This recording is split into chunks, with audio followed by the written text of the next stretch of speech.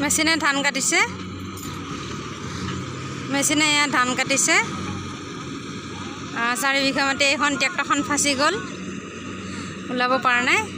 ধান আছে ট্ৰেক্টৰখনত এয়া চাবলৈ বহুত মানুহ কাৰণ এয়া ট্ৰেক্টৰ সকলোৱে নলগায় মানুহে কাটে আমি কিয় কাটিছোঁ সময়ৰ অভাৱ সেইকাৰণে এইখনে সোনকালে হৈ যায় এইয়া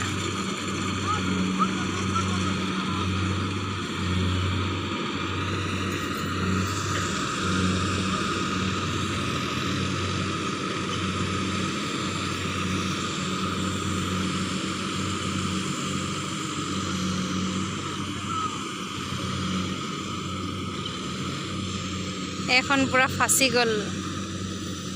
ওলাব পৰা নাই